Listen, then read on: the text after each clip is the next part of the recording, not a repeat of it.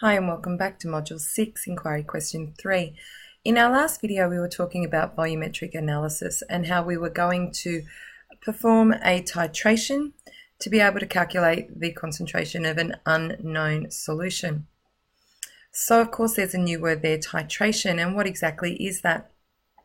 So an acid-base titration is actually a procedure that we use where we might release an acidic solution with a basic solution using our burette. So the concentration of one of these solutions is known while the other solution is unknown. So the titration there is to actually calculate the concentration of the unknown solution.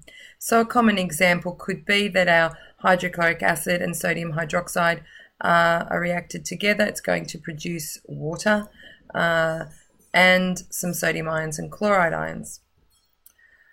So we can see here that this is a neutralization reaction, and we can see that by the production of water.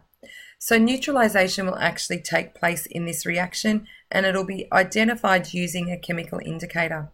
There's a number of different indicators that can be used, and that will be determined by where we think the end point or the equivalence point is of this reaction, and that too will depend on a number of things.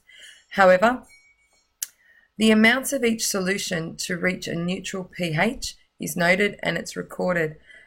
We usually use our first run through as a rough run through just to get a bit of a guide of where that equivalence point is, and then we repeat our titrations a number of times to get an average amount that was used to neutralize the solution.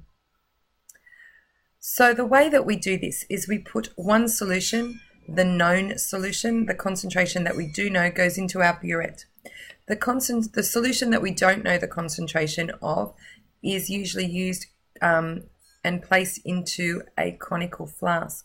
So you will use your pipette here to draw up a solution, a quantity, probably 25 mils, into our conical flask. We then place a couple of drops of the appropriate indicator into the flask and we pop it underneath the burette. Now, we want to determine when the color change initially happens. So sometimes it is easier to pop underneath a white tile. That makes it a little bit easier for you to see when that color change takes place. Now, we will keep reacting that acid with the base until that neutralization occurs. And that's called the the equivalence point. Now, it's not always at pH 7 because, of course, it's going to depend on what's being reacted. If I have a strong acid with a very low pH, say of 1, reacting with a weak base that might only have a pH of 8, it's not going to be neutralized at pH of 7.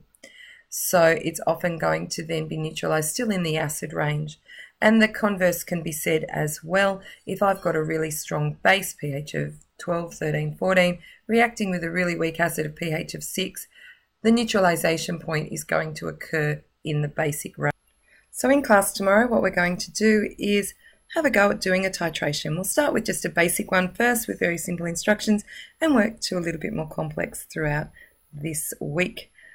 See how you go. See you then. Range.